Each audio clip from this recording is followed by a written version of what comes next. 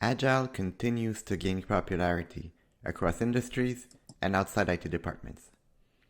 With so many significant benefits, it is no surprise that an increasing number of executives want to understand what Agile is and how to implement it in their organization.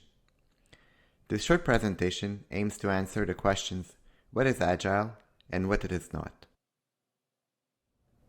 We often hear the word, but what does Agile really mean? Without a common definition, Agile ends up meaning different things for different people. Having a shared understanding of Agile is especially important for executives who wish to transform their organization. Without a common definition, each business unit will move in different directions, making it almost impossible to align across departments and teams. Agile, as it is currently used in the industry, originated from the software development world. Back in 2001, a group of practitioners wanted to address the fundamental problems that had been impacting software development projects since the 1960s. For decades, software development projects were notorious for exceeding their timelines and constantly being over budget, while failing to meet their customers' needs and expectations. Looking for solutions, the group wanted to reinvent the way software development projects were managed and executed. They consequently created what is known as the Agile Manifesto. In itself, the Agile Manifesto is pretty simple. It basically states 4 core values and 12 principles that guide software development projects. As a consequence, the 4 values and 12 principles often aren't explicit enough for people to understand what to do and how to behave differently. The manifesto doesn't really help organizations change or determine how to adapt to become agile. It does offer a philosophy, a new mindset to guide the action, processes, and structure changes in order to accelerate adoption. Unfortunately, still to this day, many people incorrectly understand and misinterpret the Agile Manifesto to be a methodology or a framework or a recipe to be applied, when in reality, it is much more like a management philosophy than it is a methodology. What many people fail to understand is that Agile highlights guiding principles. It is much more like a management philosophy of how to execute projects for the 21st century than a detailed project management methodology.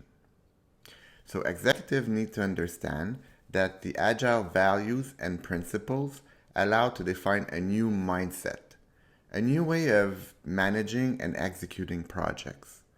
So once the new mindset is well understood, it becomes much more easy to select the methodology that's applicable to your situation. Now that we understand that Agile is a philosophy, we can make it explicit that it is not an end in itself. It is a way to reach an objective. The objective could be to increase customer satisfaction, improve performance, or increase employee engagement. Agile becomes a way to reach those objectives.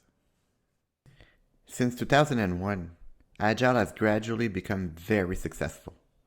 It evolved from helping single projects and teams meet their objectives to scaling to the organizational level and spreading across departments. Agile relies on 5 fundamental pillars to change the way work gets done. So even without understanding all the detailed methodologies, you can apply those pillars to the way that projects are managed and scale all the way up to the organizational level. So once you understand those 5 pillars, it is possible to start transforming your organization to become much more agile. Let's take a look at those 5 pillars.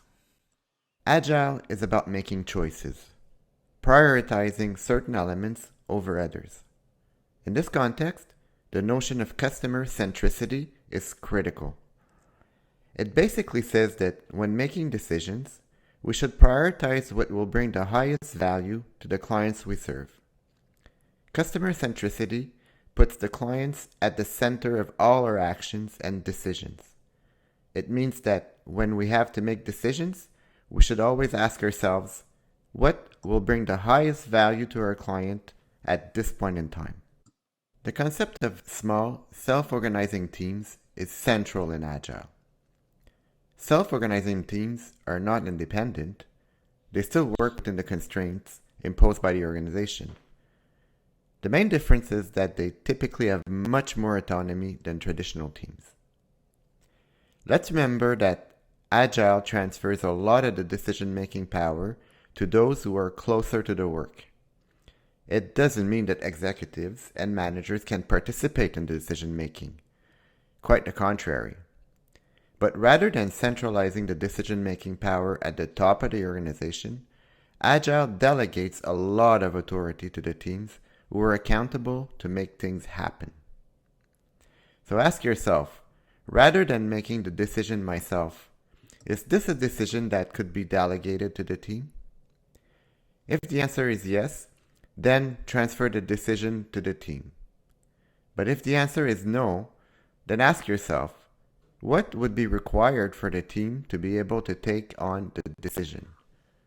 Would they need training, coaching, or simply involving them in the decision-making process? Over time, delegating to the team empowers people and decentralizes knowledge. Rather than working in silos and competing against other teams or business units, Agile emphasizes collaboration. Collaboration between the organization and its customers, collaboration across departments, collaboration across teams and individuals.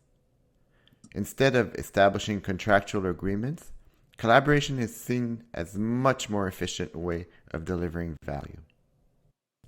Contrary to the traditional approach to managing projects, where a huge portion of time was spent on planning activities, to eventually realize that the situation had changed so much, rendering your plan useless, Agile relies on an incremental and an iterative approach to deliver solutions. Incremental means breaking down the work into smaller components on which we can obtain feedback before waiting until the end of the process. Iterative means that rather than trying to hit a home run by delivering a monolithic solution, Agile starts with small, imperfect steps or activities and gradually builds on the work. It is like a snowball effect. So incremental and iterative allow to move forward in order to obtain more information and knowledge as the product is being built. It is a much more collaborative process than waiting until everything is done to realize the output doesn't meet the expectations of the customer. As we will see, in order to support an iterative and incremental process, many of the Agile methodologies rely on a process that transforms backlog items into finished product increments. Just as the Deming cycle of plan, do, check, and act, Agile aims to constantly inspect and adapt the various steps of the process. Consequently, using short cycles, Agile continuously delivers increments of the final product, allowing customers to provide feedback, and therefore increasing the chances that the final product does indeed meet the customer's expectations. So a question to ask is, what can we start with and incrementally build upon to get us closer to our goal? The fifth pillar is adaptation to change. Agile is all about giving organizations the flexibility to adapt to their changing environment. And that includes giving the flexibility to respond to clients' changing needs. Hence, the shorter the cycles are between the planning phase and the validation of the work, the sooner the teams can learn and adapt their process, therefore becoming more productive and delivering products that increasingly meet the customer's expectation. So a question to ask is, what are we learning and how can we integrate this new knowledge to become much better? Of the numerous methodologies used in software development, the ones that are the most transposable to the business units outside of IT are Scrum, Kanban, or Scrumban. We won't go into the specifics of those methodologies at this time. But let's just say that it is critical for executives to select the right methodology for their specific context. Agile isn't a one-size-fits-all approach, and as long as the methodology selected allows the organization to quickly and efficiently meet the expectation of its customers, then it's the right methodology. So as executives, you may ask yourself, what is my role? And how does Agile impact me? The first responsibility is to support the mindset shift from a traditional way of doing things and to move to an Agile mindset by transforming the way work gets done. That means putting the customer at the center of your decisions and activities. Trusting self-organizing teams to do their work and make the right decisions. Promoting collaboration across individuals, teams, and business units. And making sure that people at all levels approach their work in short cycles that allows them to quickly learn and adapt to change. The change in mindset will gradually lead to changes in processes, behaviors, and structure. As the transition to the Agile mindset happens, you will start to see a much more responsive organization.